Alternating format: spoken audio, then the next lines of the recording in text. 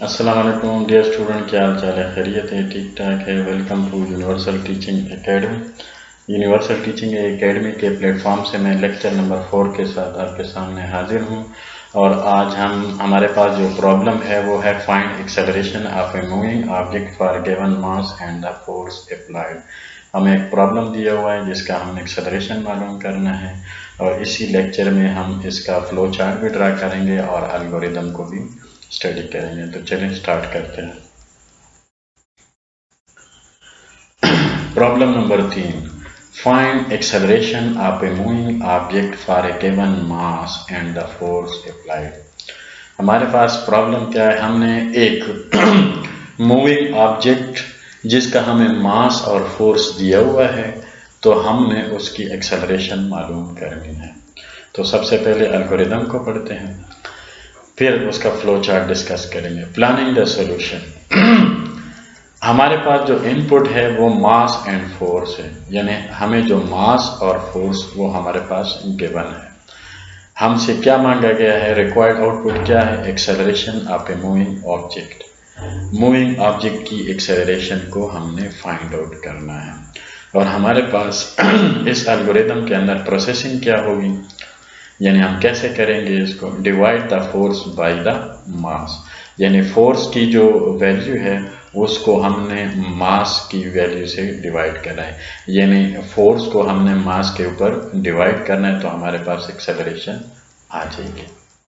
Algorithm step number 1, start, यानी हमने start ले लिया। उसके बाद let the mass be 50।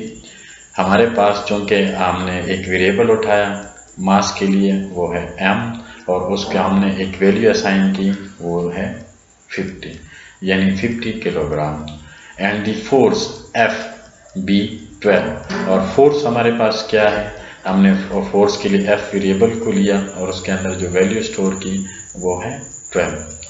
Step number 2 में हम प्रोसेसिंग कर रहे हैं, कैलकुलेशन कर रहे हैं।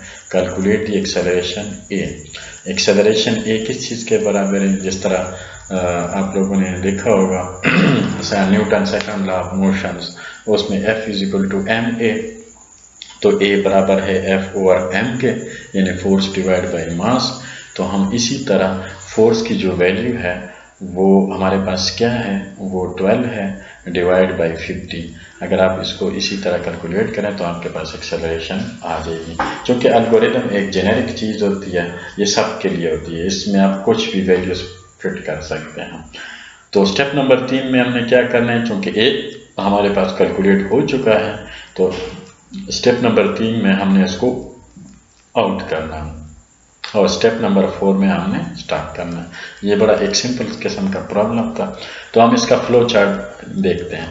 सबसे पहले स्टार्ट, और स्टार्ट का हमने सिंबल आप देख रहे हैं कौन सा इस्तेमाल किया, ओवल शेप का जो ज्योमेट्रिकल शेप है वो हमने इस्तेमाल किया है। उसके बाद इनपुट फोर्स और मास।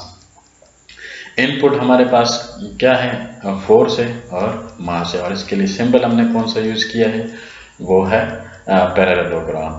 उसके बाद आगे चूंकि हमारे पास फोर्स और मास आ गया, अभी आगे हमने कैलकुलेशन करनी है, यानी प्रोसेसिंग करनी है, तो वो हमने रेक्टेंगल का इस्तेमाल किया है, acceleration is equal to force divide by mass. तो यहाँ पे कैलकुलेशन हो जाती है, यानी एक्सेलरेशन फाइंड आउट हो जाती है। तो उसके बाद नेक्स्ट हमारे पास आउटपुट सिंबल है, यानी एक्सेलरेशन को हमने आउट करना है, उसके लिए हमने पैरेललोग्राम का इस्तेमाल किया है। और जब ये सारा हो जाए तो फिर हम स्टॉप कर देते हैं। जहाँ पे स्टार्ट होता है वहाँ उसके एंड पे स्टॉप लाजमी होता है, ताकि पता चले कि फ्लो चार्ट यहाँ पे ख़त्म हो रहा है। तो डियर स्टूडेंट, अगले लेक्चर में इंशाल्लाह नए प्रॉब्लम के साथ हाजिर होंगे।